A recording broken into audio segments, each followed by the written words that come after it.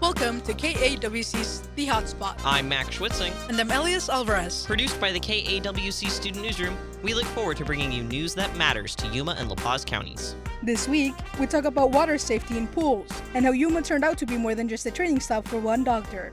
But first, some news. Arizona Representative Greg Stanton and Senator Mark Kelly are urging the federal government to release $118 million in education funds that were supposed to arrive July 1st.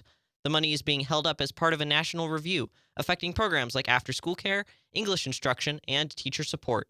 Stanton says this last-minute delay is illegal, hurts schools and students, and could worsen Arizona's teacher shortage. Starting September 26, it will be a crime in Arizona to deny medical care to pets, closing a major loophole in animal cruelty laws. The new law, SB 1658, came after a Chandler woman was found hoarding dozens of dogs, some dead, without facing earlier legal consequences. While parts of the original bill were removed to gain enough votes, lawmakers say it's still a big step in helping law enforcement protect animals from prolonged suffering. Arizona lawmakers are debating how to fairly fund road repairs as more electric vehicles hit the roads and avoid paying gas taxes. Senator Jake Hoffman wants voters in 2026 to ban any future tax based on miles driven, calling it a freedom to travel issue and a stand against government overreach. Critics argue this limits options to make sure all drivers pay their fair share, especially as gas tax revenue declines and no clear replacement plan has been agreed on yet. Honestly, I always saw electric cars around, but I didn't think it would be a big deal that there were these people not paying gas. Yeah, I think as electric vehicles become more and more popular, here in Yuma and here in Arizona, the way that we fund maintaining roads is going to have to change.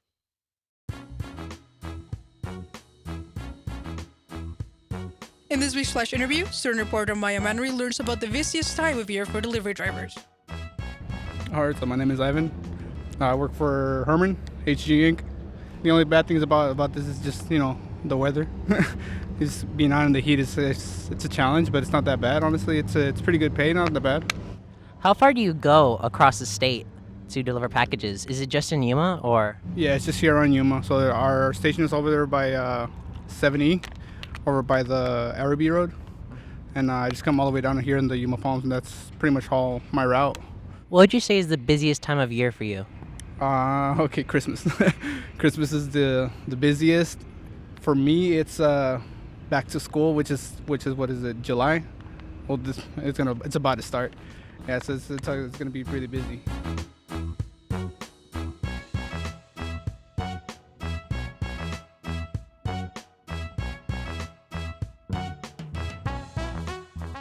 That was student reporter Maya Manry speaking with local FedEx worker Ivan. Do you get a lot of mail delivered to your house, Elias? Well, not really. Where I get my mail delivered is not actually my house. I get it delivered to the post office because we don't really have a mailman to deliver them personally to every house in my town because it's too small for that still.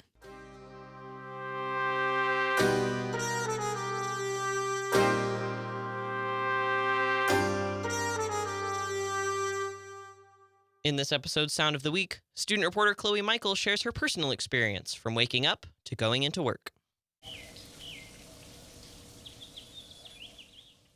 I check my phone and it's 5 in the morning.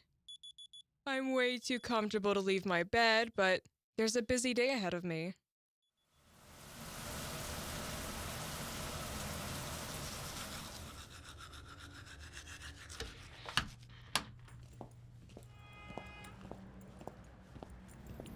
As I board the city bus, putting on my headphones, drifting away into my own little world, I'm one step closer to my favorite coffee shop.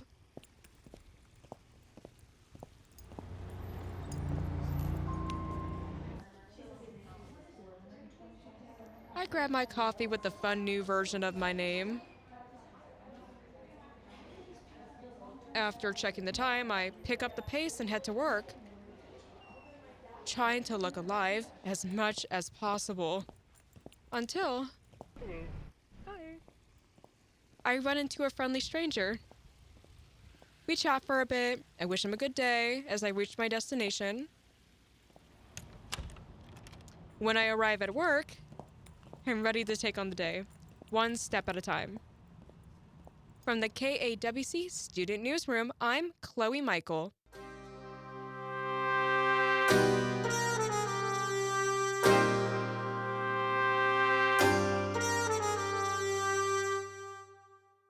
Swimming is a fun way to stay active and cool off in hot weather, but inattentive poolgoers can have serious consequences.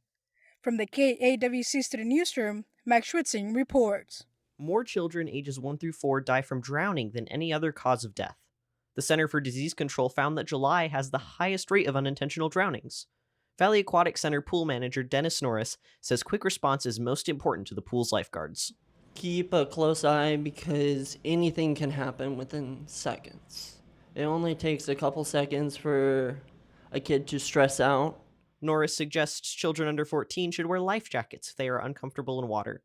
The American Red Cross says in an emergency, reach or throw an object to the person in trouble instead of jumping in. By providing constant supervision, residents can stay safe while beating the heat this summer. From the KAWC Student Newsroom, I'm Max Schwitzing.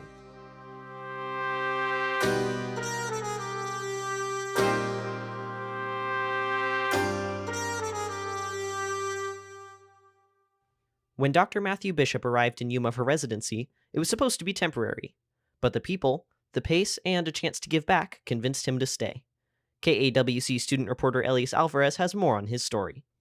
Dr. Bishop is the first in his family to become a doctor. His interest in medicine started early, and he had a good role model. I would say that my inspiration for becoming a doctor had a lot to do with some of the interests I had as a child, but also a lot of influence from my mom, who was a neonatal intensive care nurse. She used to take care of a lot of preemie babies. Bishop grew up in the northern part of San Diego. Visiting his mom at work became one of the highlights of his childhood. Occasionally we would stop in and get tours and get to visit her at work and see her in that environment and see all the care that she could do in taking care of very small babies and families that were in a really, really stressful time in their life. After he attended a medical school in the Caribbean, Bishop entered the highly competitive process of applying for residency programs back in the U.S. He hadn't paid much attention to Yuma despite being so close. It wasn't at the top of his list, up until he came in for an interview. The environment of just the people, the population, some of the people that work in the clinics and the hospital, because we do tours as well, is really what sold me on choosing to train in Yuma. He says he had every intention of returning to California after his training, but over time, things shifted. He found more than just a job here. He says he found a way of life that made sense for him. As I spent my time here, 3 years, I grew more and more to love it here. I found that Yuma was really good opportunity for me to have the kind of family life I liked, the patient population that I liked, also having the support of the organization that was very family driven. We all treat each other as family. We all want each other to grow. And there was a lot of opportunity for me to have a big effect here in a smaller town versus in like a big city like San Diego. During his residency, a former director encouraged him to take on a leadership position as chief resident. Bishop says that the suggestion changed his perspective, as she saw something in him that he didn't see himself.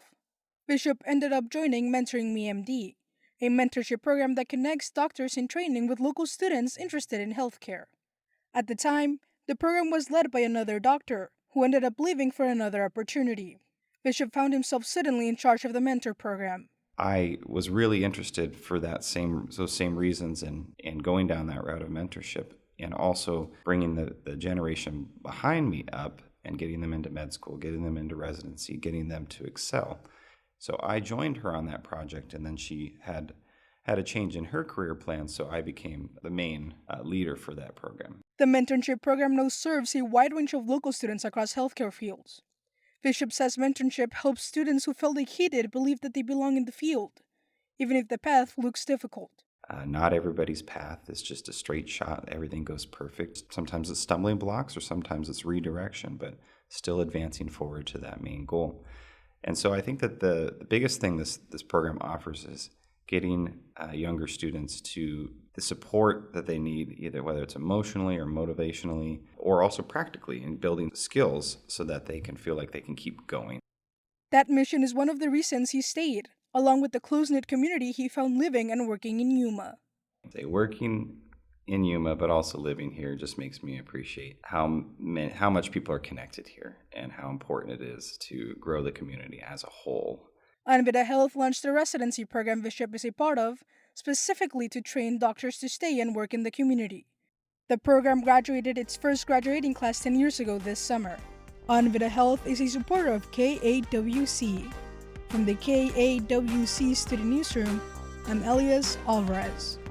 KAWC's The Hotspot is produced by the KAWC Student Newsroom at KAWC Colorado River Public Media. Check us out on Instagram, Blue Sky, and Facebook at Hotspot KAWC. This show is available as a podcast or online at kawc.org under the Shows tab. The KAWC Student Newsroom is supported by our listeners and by the local news initiative at the Community Foundation for Southern Arizona and the Scripps Howard Fund. Our theme music is Election Time by Carden Abel. The Flash Interviews music is Fungmeister by Theo JT. Both are available at freesound.org. I'm Max Schwitzing. I'm Elias Alvarez. Bringing the heat to Yuma and La Paz, it's The Hotspot.